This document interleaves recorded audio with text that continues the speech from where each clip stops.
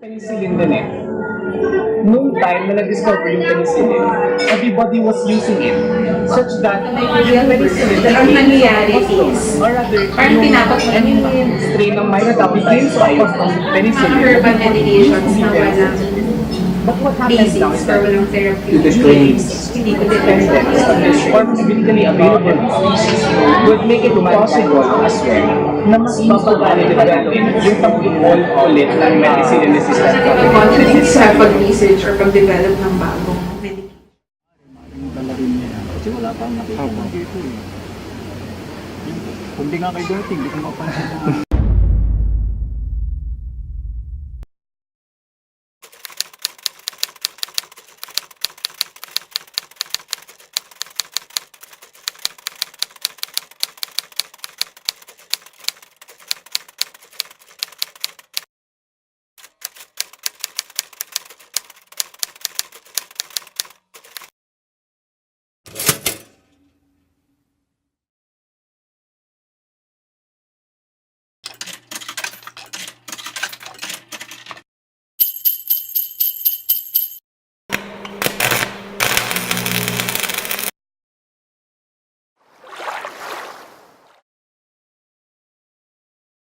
Ilang taon na po ba kayo nagtatrabaho dito?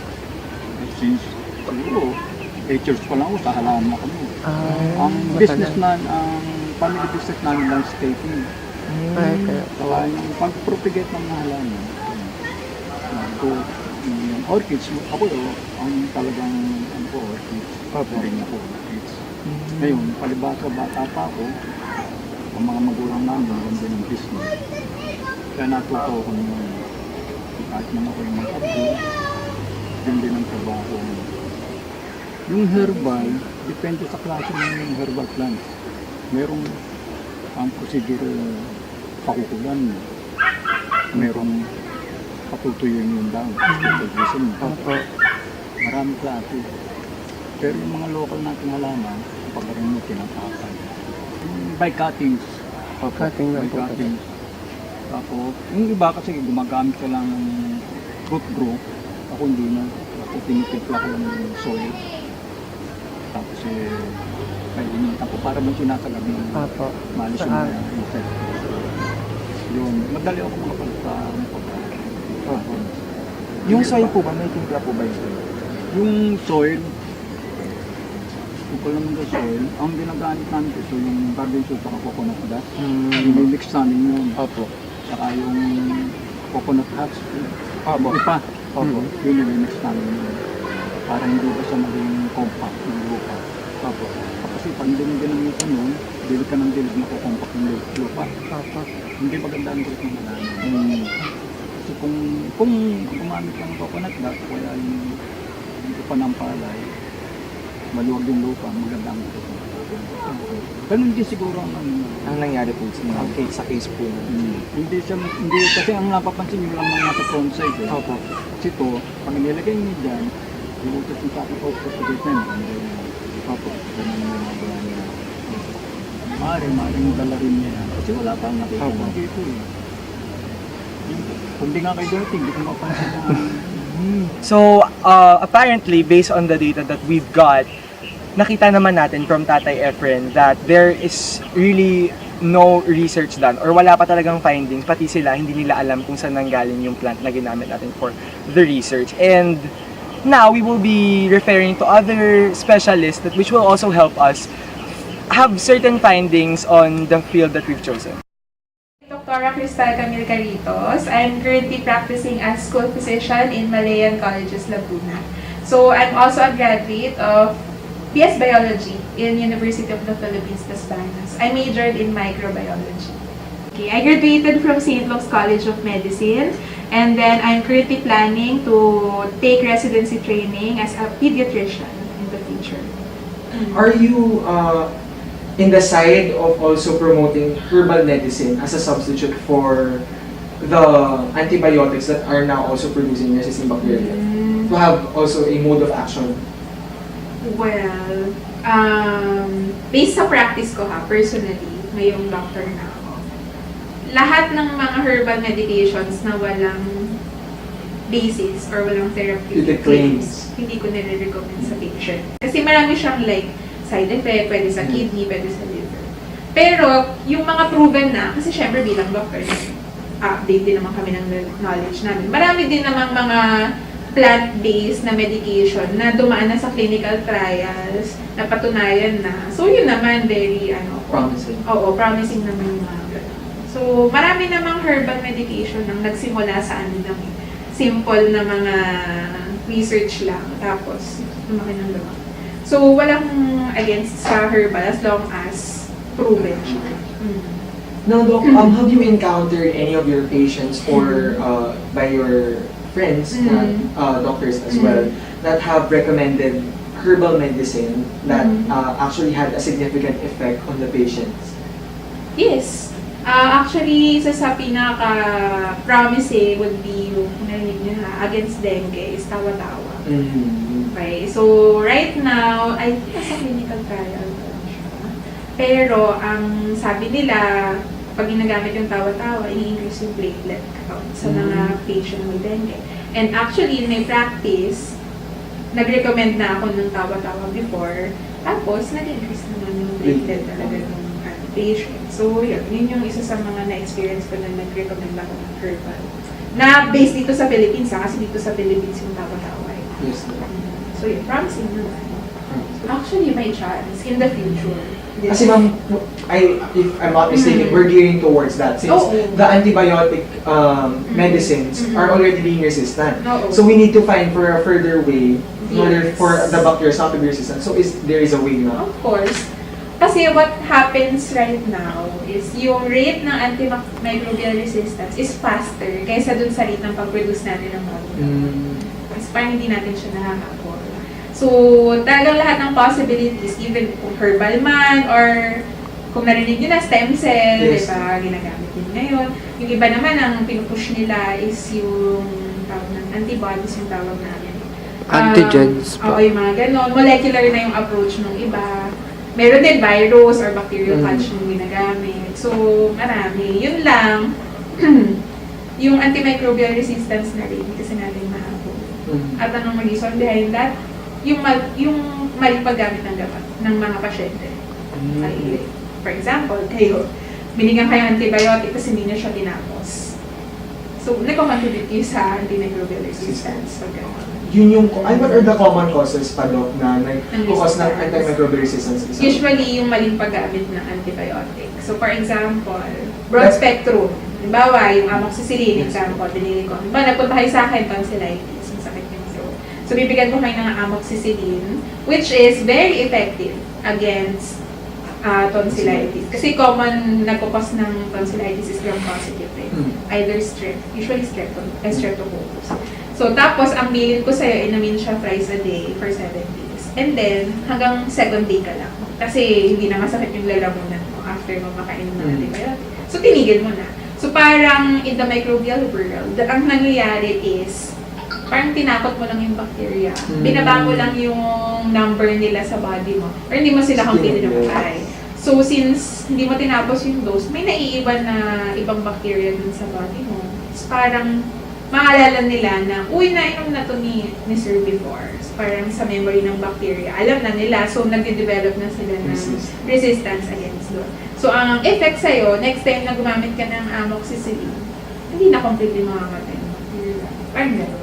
Multiple na iba't ibang use ng antibiotic. And then, by the time na nagkaroon siya ng malalang sakit, pupunta sa doktor, pag nag-recommend kami ng mga broad spectrum antibiotic, ay, ba't hindi na nag-work sa inyo yun, sir? Yun pala, pag binalikan yung history, meron siya multiple na antibiotic use. Tapos, mag-resort tayo dun sa mga antibiotic na IV na lang, hindi na available yung oral. So, wala siya i-admit. So, mas malaki yung gastos niyo. So, yun yung mga effect ng maling paggamit ng gamot. Kailangan natin mag-contribute sa pag-research or pag-develop ng bagong medication.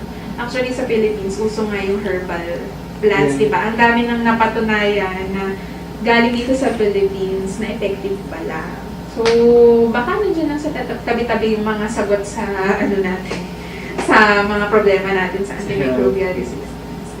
With that, Dr. Carritos have truly confirmed that there is a future and breakthrough in herbal medicine, especially if it is confirmed to have therapeutic claims.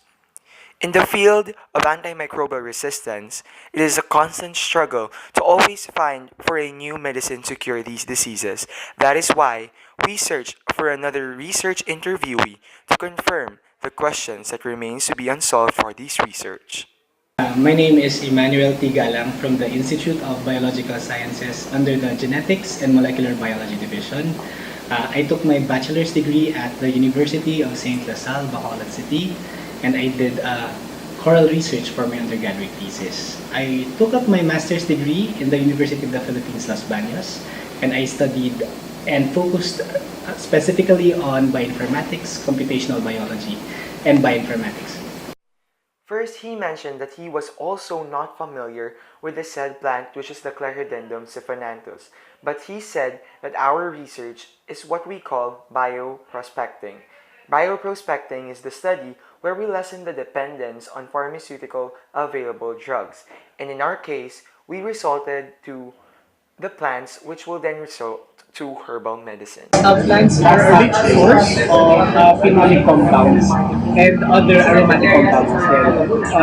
And usually these are used as, or rather, sila yung ginagamit for studying antimicrobial activity din. Remember, alcohols are very special because these are also known to be a strong antimicrobial agent in very high concentrations. As well as phenols can also interact with basic processes present sa ating microbes. So, yun. Good idea yung paggamit ng plants and the fact that you use leaves. Remember sa leaves natin, it's very biochemically active. So, as much as photosynthesis takes place there, you see a lot of peroxidases, a lot of lipidases and other possible bases that can possibly take, which can be formed to be to be beneficial for the antimicrobial process. So, tama yun sa atin. Good idea. Have you ever heard of Clerodendron? Yung Clerodendron, naririnig ko lang siya sa diversity analysis. Kasi it's relatively rare. Although maraming mataas yung distribution ng Clerodendron. Pero yung problema sa kanya, it's not very abundant sa nature. That's why a lot of people are looking into it. If you'd like to study more about the genome, hindi pa siya fully sequenced kasi ganun siya ka-rare.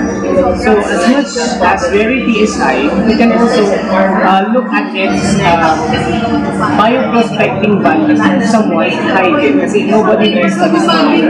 So you can only imagine the possibilities as to what products you can get from. And what we so far is that there's so many genes. There's so many species. So you can imagine the diversity as well in the phenotype.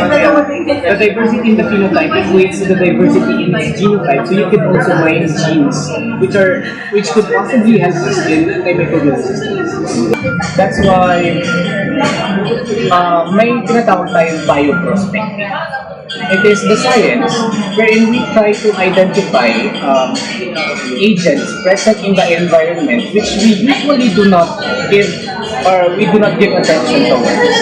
But if we try to look at it further, this is where we can possibly get the next cure for Staphylococcus aureus resistance and stuff for methicillin-resistant Staphylococcus aureus.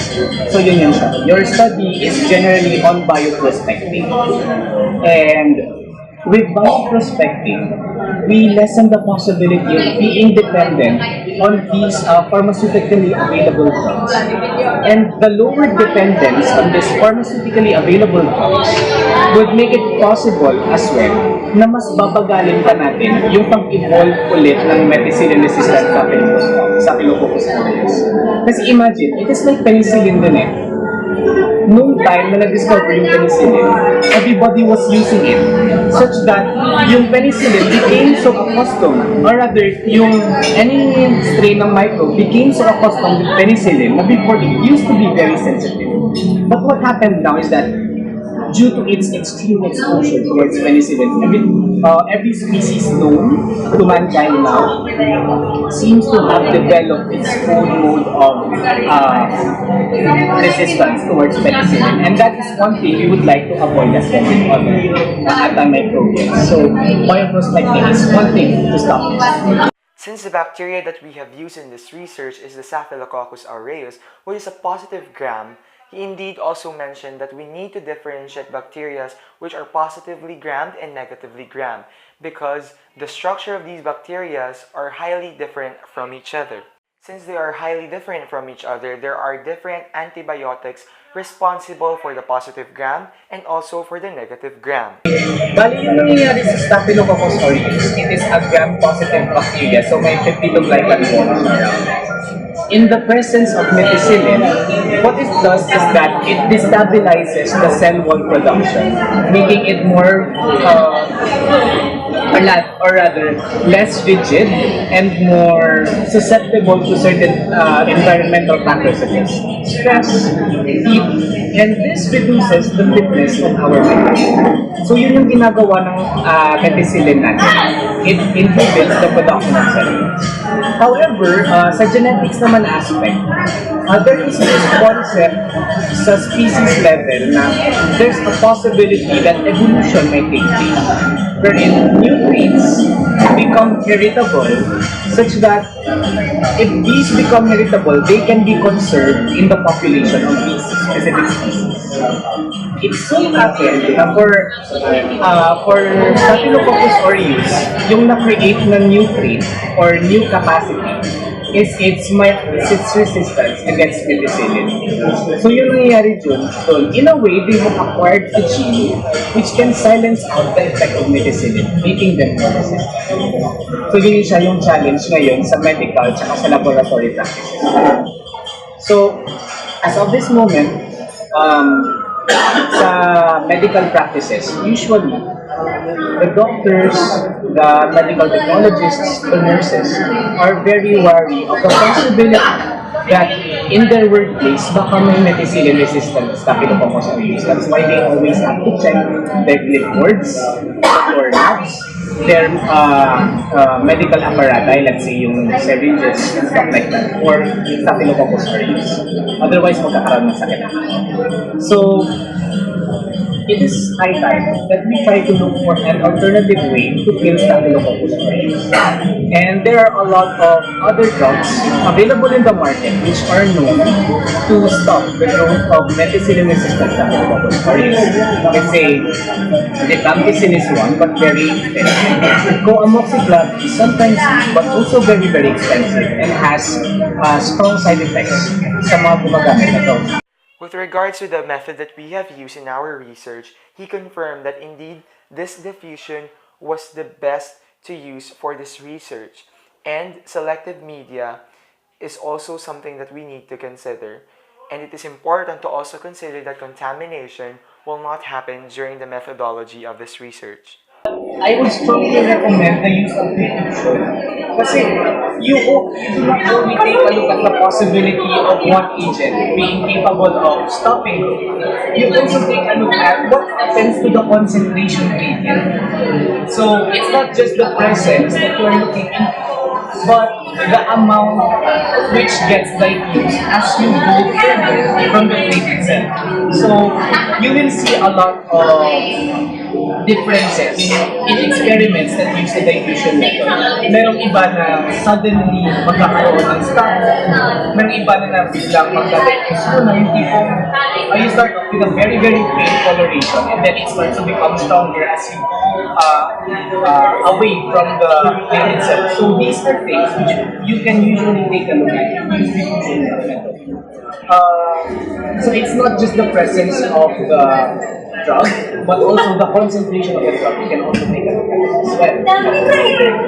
So I would strongly recommend it. I would strongly recommend selective media wherein they only allow the growth of gram-positive microbes, such that we remove the possibility of other microbial growth which are non-gram negative, gram-positive to begin with. Kasi yung tinatarget natin dito is methicillin resistance, specifically that of Staphylococcus aureus. And what we'd like to take a look at further is the destabilization of these cells, which can only be present in gram-positive bacteria. It is best that we use gram-positive, or rather, selected culture media specific only to gram-positive. But kung hindi siya may iwasan, it's also really as long as you have identified na Staphylococcus. Lastly, for his recommendations, he recommended that we need to really sort the biomolecules present in the Clerodendrum siphonanthus so that we would know which parts are really beneficial to make the zone of inhibition or the ZOI more significant or higher, thus gaining more desirable results for this research, thus producing a better herbal medicine. The first thing that we want to identify is which among the biomolecules present in your concoction is really the one responsible for antimicrobial resistance. Is it the protein present? Is it the phenols or the other compounds present? So if we are capable of identifying these, we can zero in sa possibility na kapag protein siya, therefore yung source nito is more on the amino acid level. So we can zero in on that. If phenolic siya, so kung ganun pala, pwede ko siya ma-extract without southern blocking, without immunolocalization and stuff like that. Na pwede ko lang siya ma-certificate. And these are things we can possibly look into. So what we can recommend is, remember na gumawa kayo ng decoction, and then pinakuluan nyo siya. Yung pag pinakuluan nyo siya, and eventually just let it settle for a very long time, pwede kayo gumawa ng phase separation such that may highly sedimentary na phase and sa taas yung squeeze. And usually yung nakasettle sa baba, sila yung highly proteinaceous. At the same time, yung nasa taas, sila yung simple compounds. So if you are going to do inhibition studies on both of the phases, you can easily identify na this one might be due to large macromolecules such as proteins. Or kung mas maganda yung antimicrobial resistance from the aqueous phase, this might be due to simple compounds. Things like that. So you can also do that.